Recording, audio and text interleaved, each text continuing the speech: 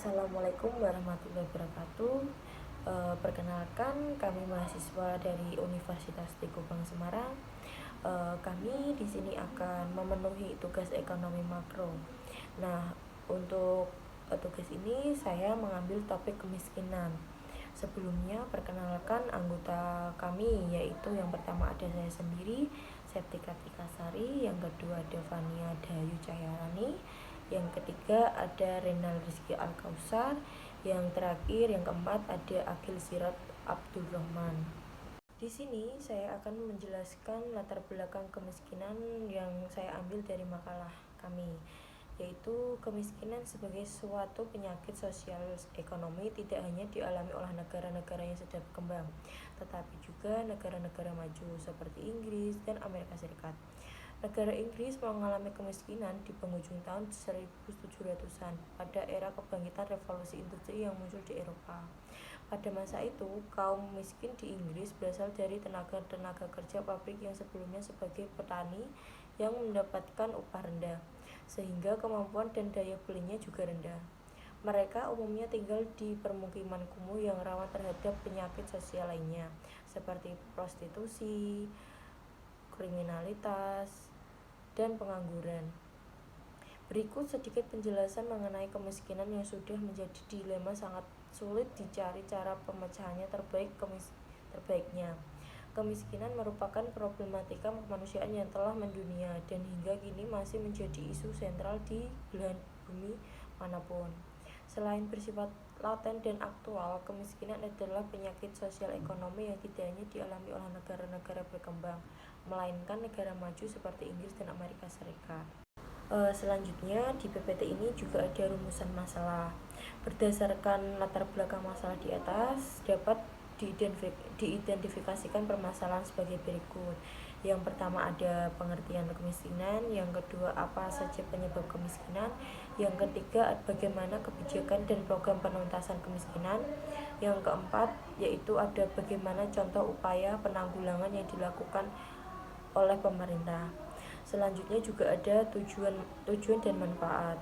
Yang pertama, satu untuk mengetahui pengertian kemiskinan, yang kedua untuk mengetahui apa saja penyebab kemiskinan, yang ketiga untuk mengetahui kebijakan dan program penuntasan kemiskinan, yang keempat yaitu untuk mengetahui bagaimana contoh upaya penanggulangan yang dilakukan oleh pemerintah.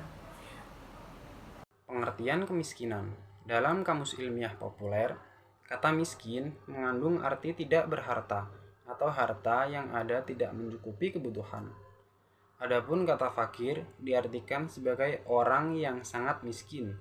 Secara etimologi, makna yang terkandung yaitu bahwa kemiskinan syarat dengan masalah konsumsi. Hal ini bermula sejak masa neoklasik di mana kemiskinan hanya dilihat dari interaksi negatif atau ketidakseimbangan antara pekerjaan dan upah yang diperoleh. Kemiskinan juga dapat diartikan sebagai suatu keadaan di mana seseorang tersebut tidak dapat memenuhi kebutuhan hidup sehari-hari, atau bisa dikatakan dengan suatu kondisi serba kekurangan dalam arti minimnya materi yang dimana mereka ini tidak dapat menikmati fasilitas pendidikan, pelayanan kesehatan, dan kemudahan-kemudahan lainnya yang tersedia pada zaman modern.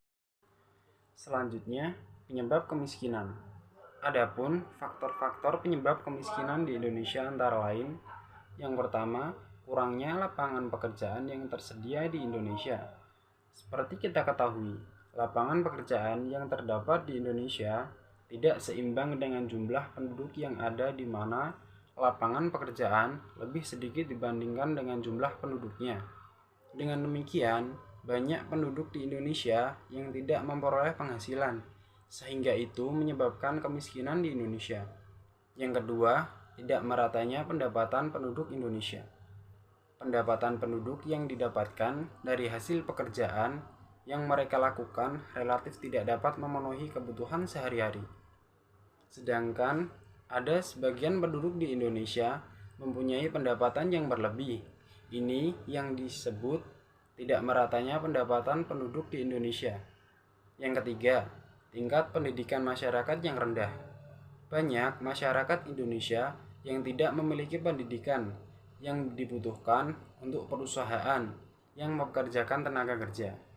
Dan pada umumnya, untuk memperoleh pendapatan yang tinggi, diperlukan tingkat pendidikan yang tinggi pula, atau minimal mempunyai atau memiliki keterampilan yang memadai, sehingga dapat memperoleh pendapatan yang dapat memenuhi kebutuhan sehari-hari, sehingga kemakmuran penduduk dapat terlaksana dengan baik dan kemiskinan dapat ditanggulangi. 4. Merosotnya standar perkembangan pendapatan per kapita secara global. Ada beberapa faktor yang memengaruhi kemerosotan standar perkembangan pendapatan per kapita.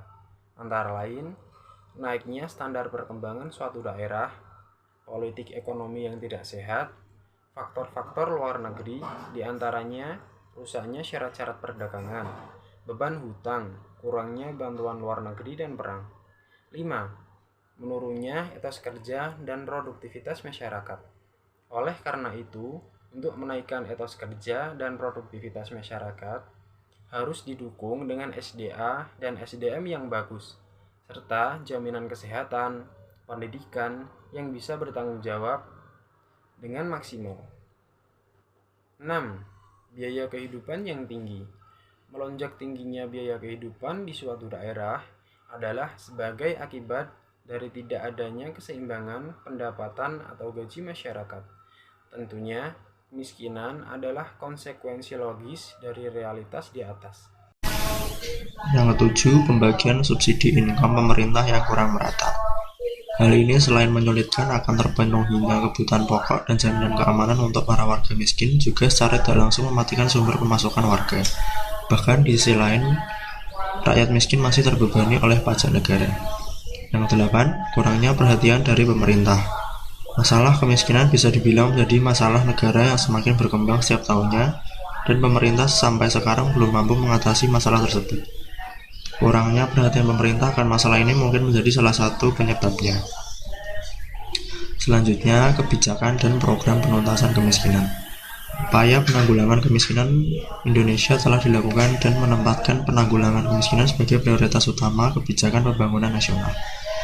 Kebijakan kemiskinan merupakan prioritas rencana pembangunan jangka menengah atau RPJM tahun 2004-2009 dan dijabarkan lebih rinci dalam rencana kerja pemerintah atau RKP setiap tahun, serta digunakan sebagai acuan bagi kementerian, lembaga, dan pemerintah daerah dalam pelaksanaan pembangunan tahunan. Sebagai wujud gerakan bersama dalam mengatasi kemiskinan dan mencapai tujuan pembangunan milenium, Strategi Nasional Pembangunan Kemiskinan atau SPNK telah disusun melalui proses partisipasi dengan melibatkan seluruh stakeholders pembangunan di Indonesia. Selain itu, sekitar 60% pemerintah kabupaten atau kota telah membentuk Komite Penanggulangan Kemiskinan Daerah atau KPKD dalam menyusun strategi penanggulangan kemiskinan daerah atau SPKD sebagai dasar arus utama penanggulangan kemiskinan di daerah dan mendorong gerakan sosial dalam mengatasi kemiskinan. Selanjutnya, adapun langkah jangka pendek yang diprioritaskan antara lain sebagai berikut. 1. Mengurangi kesenjangan antar daerah dengan penyediaan sarana-sarana irigasi, air bersih, dan sanitasi dasar, terutama daerah-daerah langka sumber air bersih. Selanjutnya, pembangunan jalan, jembatan, dan dermaga daerah-daerah tertinggal. 3. Redistribusi sumber dana kepada daerah-daerah yang memiliki pendapatan rendah dengan instrumen dana alokasi khusus atau DAK. Yang kedua, perluasan kesempatan kerja dan berusaha dilakukan melalui bantuan dana stimulan untuk modal usaha, pelatihan keterampilan kerja, dan meningkatkan investasi dan revitalisasi industri. Yang ketiga, khusus untuk pemenuhan sarana hak dasar penduduk miskin diberikan pelayanan antara lain 1. Pendidikan gratis sebagai penuntasan program kerja belajar 9 tahun termasuk tunjangan bagi murid yang kurang mampu. Yang kedua, jaminan pemeliharaan kesehatan gratis bagi penduduk miskin di puskesmas. Dan selanjutnya saya akan memberikan contoh upaya mengatasi kemiskinan di Indonesia. Contoh dari upaya kemiskinan adalah di Provinsi Jawa Barat, tepatnya di Bandung, dengan diadakannya Bandung Peduli yang dibentuk pada tanggal 23 sampai 25 Februari 1998. Bandung Peduli adalah gerakan kemanusiaan yang memfokuskan kegiatannya pada upaya menolong orang, kelaparan, dan mengentaskan orang-orang yang berarti di bawah garis kemiskinan. Dalam melakukan kegiatan, Bandung Peduli berpegang teguh pada wawasan kemanusiaan tanpa mengindahkan perbedaan suku, ras, agama, kepercayaan, ataupun haluan politik. Oleh karena sumbangan dari para dermawan tidak terlalu besar bila dibandingkan dengan permasalahan kelaparan dan kemiskinan yang dihadapi, maka Bandung Peduli melakukan targeting dengan sasaran bahwa orang yang dibantu tinggal di Kabupaten Kota Madya Bandung, dan mereka yang tergolong fakir. Golongan fakir yang dimaksud adalah orang yang miskin sekali dan paling miskin bila diukur dengan ekuivalen nilai tukar beras. Selanjutnya kesimpulan dan saran dari materi kemiskinan adalah masalah dasar pengentasan kemiskinan bermula dari sikap permaknaan kita terhadap kemiskinan. Kemiskinan adalah suatu hal yang dialami dalam kehidupan, dalam artian bahwa semakin meningkatnya kemajuan ilmu pengetahuan dan teknologi, maka kebutuhan pun akan semakin banyak. Pengentasan masalah kemiskinan ini bukan hanya kewajiban dari pemerintah, melainkan masyarakat pun harus menyadari bahwa penyakit sosial ini adalah tugas dan tanggung jawab bersama pemerintah dan masyarakat. Dalam menghadapi kemiskinan di zaman global, diperlukan usaha-usaha yang lebih kreatif, inovatif, dan eksploratif. Selain itu, globalisasi membuka peluang untuk meningkatkan partisipasi masyarakat Indonesia yang unggul untuk lebih eksploratif. Di dalam menghadapi zaman globalisasi ke depan, mau tidak mau, dengan meningkatkan kualitas sumber daya manusia dalam pengetahuan, wawasan, skill, mentalitas, dan moralitas yang standarnya adalah standar global. Sekian presentasi dari kelompok kami. Apabila ada salah kata kami, mohon maaf. Assalamualaikum warahmatullahi wabarakatuh.